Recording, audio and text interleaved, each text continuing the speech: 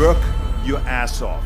There is no magic pill. It drives me crazy to go to the gym. You read 1 hour a day. I went and worked out 5 hours a day, and I was working on construction.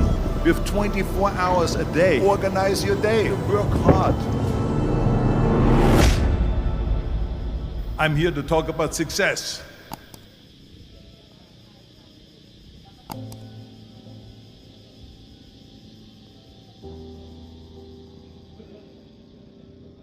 I went to college. I went and worked out 5 hours a day, and I was working on construction. Because in those days in bodybuilding there was no money. I didn't have the money for food supplements or anything. So I had to go to work. So I worked on construction. I went to college. I worked out in the gym, and at night from 8 o'clock at night to 12 midnight, I went to acting class 4 times a week. So I did all of that. There was not one single minute that I wasted. And this is why I'm standing here today. With the age of 20, I went to London and I won the Mr. Universe contest as the youngest Mr. Universe ever. And it was because I had a goal.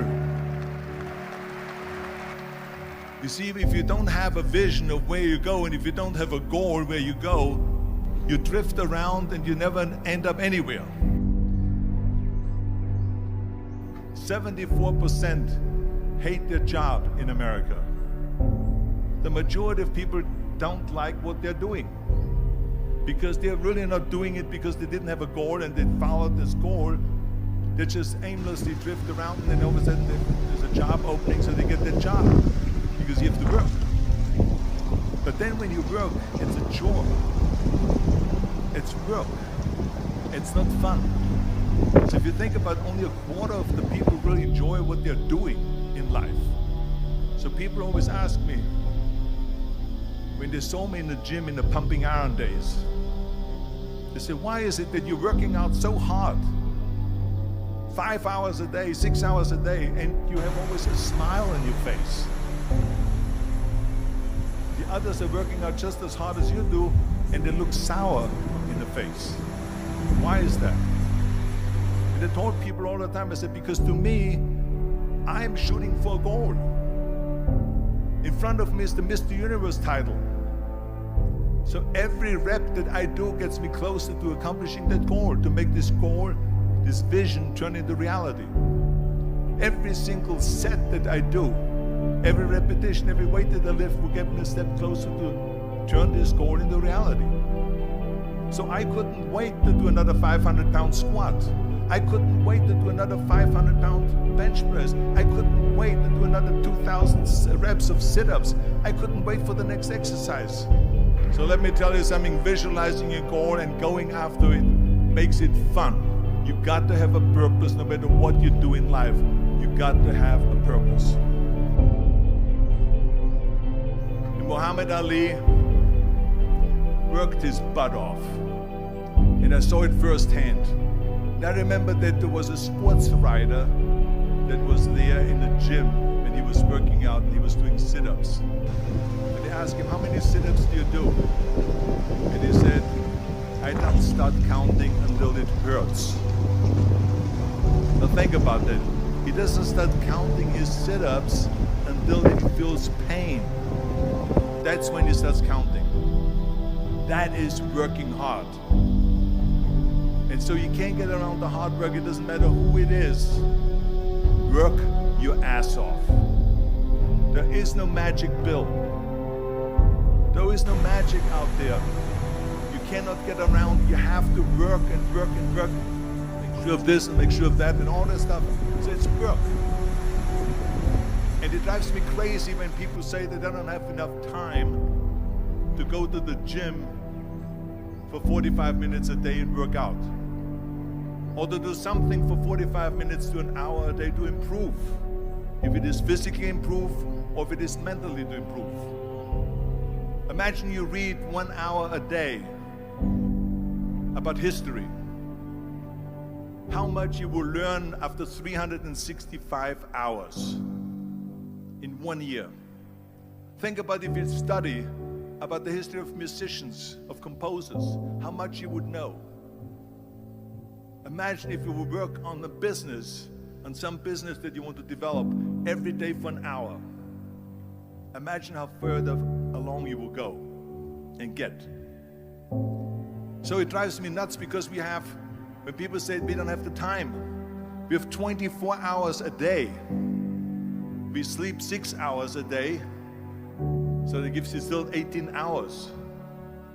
So there's someone shaking their head out here in front. They say probably, I don't sleep 6 hours, I sleep 8 hours, right? Or just sleep faster. So we have 18 hours a day. The average person works around 8 to 10 hours. So let's assume it's 10 hours, so we have 8 hours left. Then you travel around an hour a day, maybe 2 hours a day. So now you have still 6 hours left. So what do you do with these 6 hours? What do you do with these 6 hours? Then we eat a little bit, then we schmooze a little bit, talk a little bit to people and all that stuff. But you can see how much time there is available if you organize your day. So you got to work hard. I hate plan B. And I tell you why. Because we have so many doubters, as I've said earlier, the no-sayers. We have so many of those people that say no and you can't do it, that's impossible. That is okay because we just turn off, as I said earlier, and we listen and we hear the no being a yes. You can't do it, you can do it, and all of that. So that is possible to do that amongst all the negative people around you. But when you start doubting yourself, that's very dangerous. Because now what you're basically saying is that if my plan doesn't work, I have a fallback plan, I have a plan B. And that means that you start thinking about plan B, and every thought that you put into plan B, you're taking away now that thought and that energy from plan A.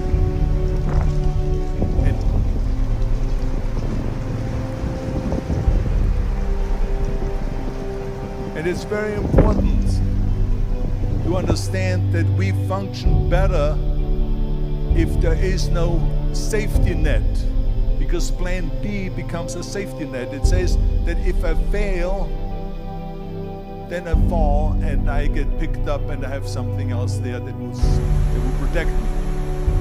And that's not good, because people perform better when there's no safety net. People perform better in sports and everything else if you don't have a plan B.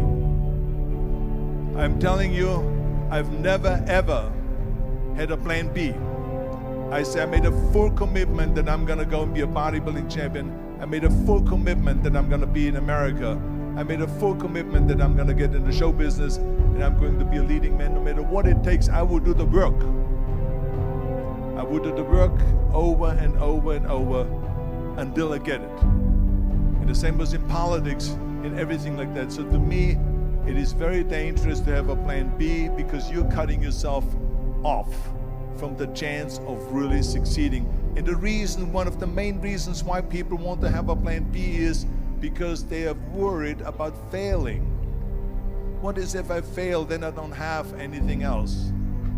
Well, let me tell you something, don't be afraid of failing, because there's nothing wrong with failing. You have to fail in order to climb that ladder. There's no one that doesn't fail. Michael Jordan said in one of his interviews, when they said, "You're unbelievable, you're the greatest basketball player of all times." I mean, tell me about that. And he says, well, you're just mentioning the successes. But he says, for me to become the greatest basketball player, I missed 9,000 shots when I was playing basketball at the NBA games. So during these games that he was so successful, he missed 9,000 shots. Does it make him a failure? No. He's one of the greatest basketball players of all times, but he failed 9,000 times. Do you get it? We all fail. It's okay.